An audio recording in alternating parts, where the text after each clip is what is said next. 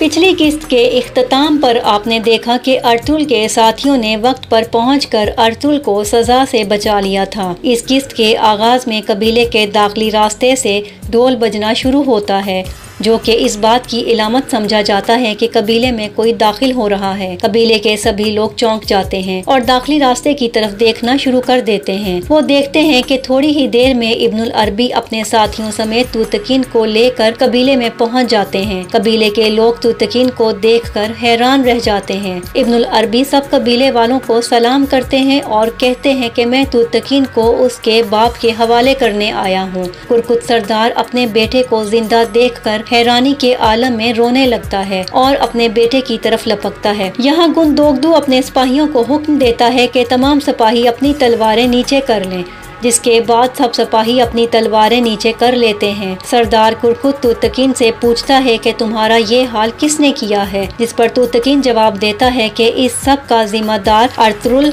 बस वो इतना ही बोल पाता है और फिर खामोश हो जाता है। जैसे ही तूतकीन ने अर्तुल का नाम मुंह से लिया तो दोनों कबीले के लोग हैरान हो गए और सिपाहियों ने एक दूसरे के खिलाफ तलवारें फिर से बुलंद कर ली। यहाँ गुंदोगदू सबको फिर से चुप कराता है और कहता है कि तूतकीन की बात अभी नामुकम्मल है, उसे अपनी बात पूरी करने दो। साथ ही तूतकीन फिर से बोल पड़ता है और कहता है कि इस गम की असल वजह अर्तुल है। उसने अपनी अना की वजह से दोनों कबीलों का सुकून बर्बाद कर दिया है। मंगोलों ने हमारे कबीले पर जो हमला किया है उसकी वजह भी अर्तुल ही है। साथ ही तूतकीन कहता है कि सब कान खोल कर सुन लें कि जिस शख्स ने मेरा ये हाल किया है, मेरे सिपाहियों को मारा है कमांडर अर्तकुश और उसके सिपाहियों को मारा है वो अर्तुल हरगिज नहीं है। ये सब सुनकर सरदार कुरकुत हैरान होता है और यूं अर्तुल समेत उसके सिपाही और कबीले के लोग इत्मीनान का सांस लेते हैं। तूतकीन की ये बात सुनते ही दोनों कबीलों के सिपाही अपनी तलवारें दोबारा से नीचे कर लेते हैं। इतनी ही देर में कारापेक महसूस करता है कि उसकी जान को अब कबीले वालों से खतरा है। इससे पहले कि कबीले की तवज्जो उसकी तरफ जाए वो चुपके से वहाँ से निकल जाता है। तूतकीन अर्तुल की तरफ देखकर कहता है कि अर्तुल बहुत बेचैन आदमी है, मगर ये गद्दार नहीं है। तूतकीन की ये बात सुनकर कुरकुत सरदार और कबीले के बाकी लोग मुस्कुराने लगते हैं। इतने में दुआन कहता है कि कारापेक भाग गया है। साथ ही अर्तुल जोश में आकर अपने सिपाहियों को घोड़ों की तरफ जाने को बोलता है। वो सभी घोड़ों की तरफ भागते हैं। तूतकीन को देखने के लिए ददुर्गा कबीले के लोगों का जम्मे गफीर इकट्ठा हो जाता है। उधर अर्तुल के साथी अर्तुल से कहते हैं कि आप कबीले में ही रहें, हम कारापेक को ढूंढ कर आते हैं, जिस पर अर्तुल उनकी बात मान लेता है और कबीले में ही रुक जाता है।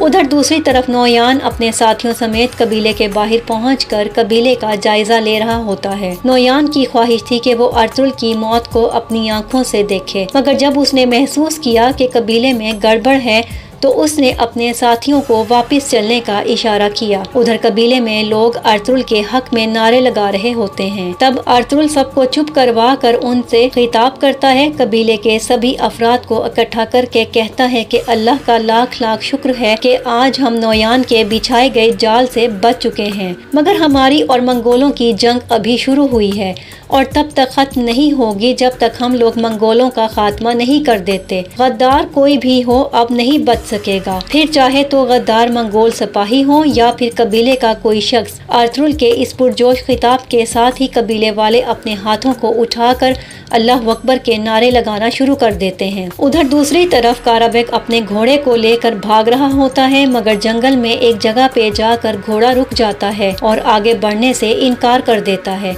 यहाँ काराबेक को कुछ नहीं सूझता, इसलिए घोड़े से उतरकर भागना शुरू कर देता है। इतने में अर्तुल के खास साथी भी वहाँ पहुँच जाते हैं।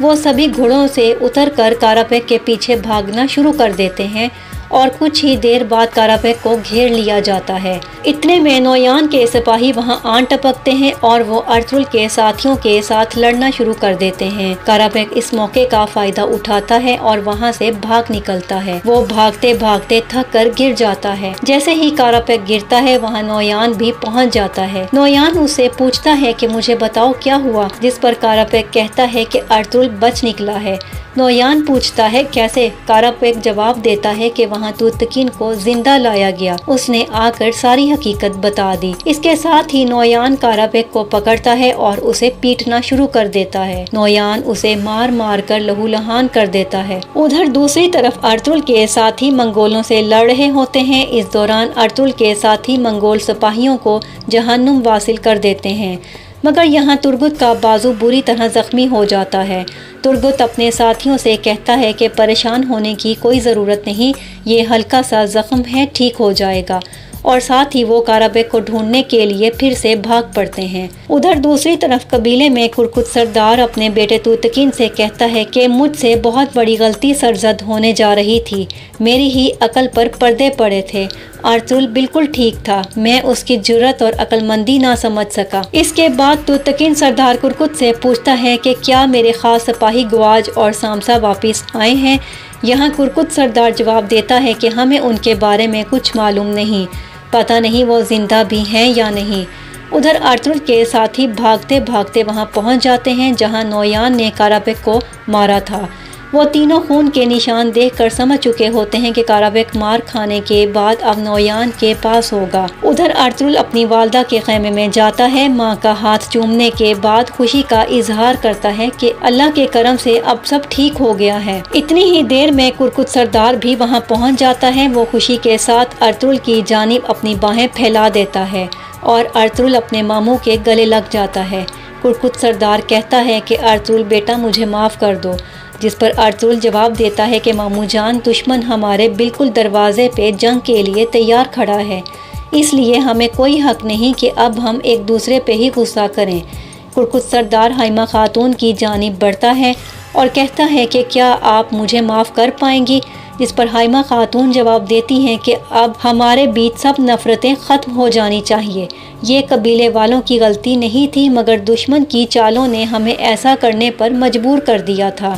अब हम अपने दुश्मन को ये मौका बिल्कुल नहीं देंगे। दूसरी तरफ गोनस्तिकन गुस्से से खैमे में दाखिल होता है और उस बर्तन को ज़ोरदार ठोकर मारता है जिसमें दूध पड़ा होता है। इतने में आयतुलन वहाँ आती है और कहती है कि क्या हुआ भाई, आप इस कदर गुस्से में क्यों हैं, जिस पर गोनस्तिकन कहता है कि अर्तुल फिर से बच निकला है, अब वो दोबारा से हमारे मकासद में रोड़े अटकाएगा। अगर सुल्तान अलाउद्दीन को अर्तुल के कारनामों का पता चल गया तो मुझे कोई ओहदा नहीं मिल सकेगा। आयतुलन उसे समझाती है कि अब हमें ज़्यादा एहतियात से काम लेना होगा। अब अर्तुल कबीले में हीरो बन चुका है, या तो तुम्हें उससे बड़ा हीरो बनना होगा या फिर उसके खिलाफ जाना होगा। उधर गोकचे तूतकीन के खैमे में जाती है और उससे कहती है कि ये सब कुछ मेरी ही वजह से हुआ है, मुझे अर्तुल का पता आपको नहीं बताना चाहिए था। तूतकीन कहता है कि इस सारी सूरत हाल का जिम्मेदार तुम अपने आप को मत ठहराओ, हम दोनों जानते हैं कि इस सारी सूरत हाल का जिम्मेदार सिर्फ अर्तुल है। गोकचे कहती है कि तुम ठीक हो जाओ, फिर अर्तुल से बदला लेना, और इस मकसद के लिए मैं हमेशा तुम्हारे साथ हूँ। उधर अर्तुल के साथी कबीले वापस पहुँच जाते हैं। वो खैमे में अर्तुल से मुलाकात करते हैं और अर्तुल को बताते हैं कि कारापेक को पकड़ना ज़रा मुश्किल हो गया क्योंकि हमारी राह में मंगोल सिपाही आ गए थे। वो बताते हैं कि कारापेक को नोयान अपने साथ ले गया है। अर्तुल अपने साथियों से कहता है कि अब तुम तैयार हो जाओ, अब वक्त आ गया है कि हम नोयान पे हमला कर दें। उधर दूसरी तरफ हकीम आर्तुक एक बार फिर ख़त लिखता है कि अर्तुल ने तमाम मुश्किलात से छुटकारा हासिल कर लिया है और दुश्मनों के जाल से निकल चुका है। अगर आपकी इजाज़त हो तो मैं आपसे मुलाकात करवाने के लिए उसे ले आता हूँ। दूसरी जानिब अर्तुल अपने साथियों समेत बातें कर रहे होते हैं कि वहाँ इब्नुल अरबी और दरवेश पहुँच जाते हैं। इब्नुल अरबी कहते हैं कि बस अब जंग करीब है और आप सभी देखेंगे कि हम किस तरह फतह हासिल करते हैं। फिर वो हज़रत मोहम्मद सल्लल्लाहु अलैहि वसल्लम की ज़िंदगी के जंग से मुतालिक कुछ वाक़यात सुनाते हैं। दूसरी तरफ के ख़ास सिपाही गुआज और सामसा भी वापस कबीले में पहुंच जाते हैं। तूतकीन उनसे गले मिलता है और खुशी से पूछता है कि तुम लोग कैसे बच गए। गुआज ने जवाब दिया कि हमें करीबी कबीले के लोग उठा कर ले गए थे, उन्होंने हमारी देखभाल की और यूं हम बच गए। दूसरी जानिब नोयान अपने डेरे पे सख्त गुस्से की हालत में होता है कि इतने में तांगुत वहां पहुंच जाता है اور نویان کی طرف وہ کاغذات بڑھاتا ہے جو اس نے حلیمہ سلطان سے چھینے تھے۔ نویان تانگوت سے کہتا ہے کہ تم نے ایک بار پھر سے ثابت کر دیا کہ تم ہی میرے سب سے قابل اعتماد اور وفادار ساتھی ہو۔ تم وہ چیز چھین لائے ہو جو سنگتکین ہم سے لے گیا تھا۔ تانگوت اسے بتاتا ہے کہ سنگتکین کونیا کی طرف روانہ ہو چکا ہے، جس پر نویان پریشان ہو جاتا ہے، اور یوں سیزن 2 کی قسط نمبر 43 کا اختتام ہو جاتا ہے۔ ناظرین، ارطغرل ڈرامے کی ہر قسط کا اردو میں احوال جاننے کے لیے ہمارے چینل شوبیز کو سبسکرائب کیجیے۔ ویڈیو پسند آئے تو لائک کر کے اپنے پیاروں کے ساتھ ضرور شیئر کیجیے۔ آج کی قسط کیسی لگی کامنٹ باکس میں ضرور بتائیے گا۔